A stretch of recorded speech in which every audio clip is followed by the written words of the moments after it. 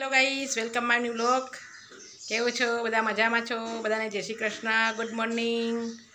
बोलो, आज नागपांचम छे એટલે અમારે ઘરે આજે નાગપાંચમની પૂજા કરવાની છે।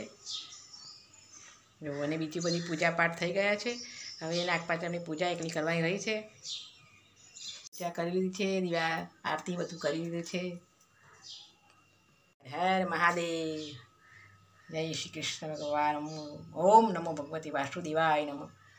जय शिव शंकर भगवान शंभो। हे मातेश्वरी माँ,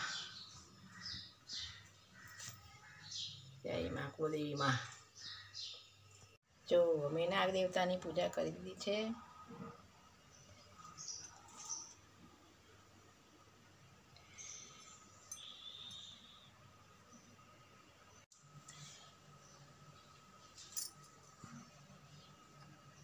પાચમની વાર્તા પણ આપણે વાંચવાની છે। હવે તો આજે બહુ દિવસે વરસાદ ચાલુ થયો છે। બહુ ગરમી હતી અને આજે વરસાદ ચાલુ થયો છે।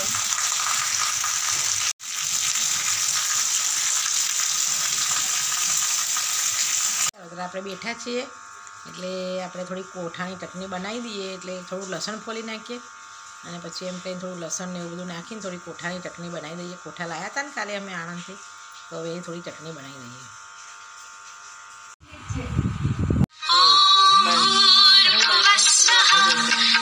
તો આજે છે રાધન છઠ અને અમે આવ્યા છીએ મંડેશ્વરના મંદિરે આવ્યા છીએ અમે આજે।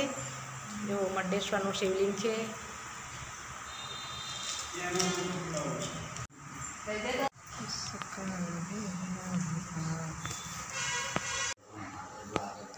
જો આ નંદી છે।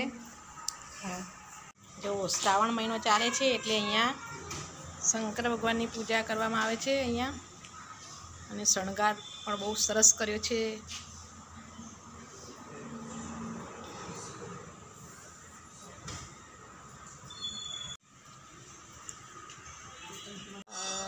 भवसागर में उसका बेड़ा पार हुआ। हनुमानजीની મૂર્તિ પણ આવેલી છે, બહુ સરસ મોટી મૂર્તિ છે।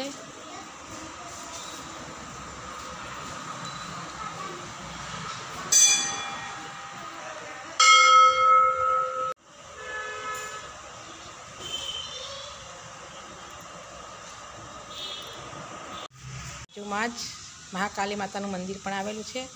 અને જો અહીંયા સિંહ ભગવાનનો સિંહાસન બેહાડેલા છે। કાલિકા માતાનું મંદિર છે।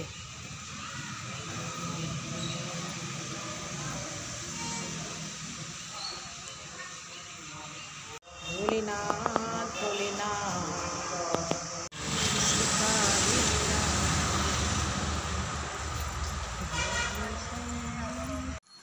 જો આજે રાધન છઠ છે એટલે અમે આજે રાંધવાનું ચાલે છે। પૂરી બનાવવાની છે અને બીજું કશું બનાવવાનું નથી, થોડું થોડું બનાવવાનું છે। પરોઠા બનાવવાના છે અને પત્તરવેલિયા બનાવ્યા છે।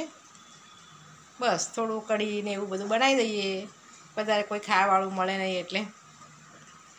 પત્તરવેલિયા બનાવી દીધા છે અને આ તળવા માટે પૂરી તળવા માટે તેલ મૂકી દીધું છે। અને અહીંયા અમારે આ પૂરી વણાય છે। પૂરીઓ તળાઈ ગઈ છે અમારે। હવે કંકોડાનું શાક બનાવવાનું હજી બાકી છે, તે અમે છેલ્લે વઘારીશું શાંતિથી।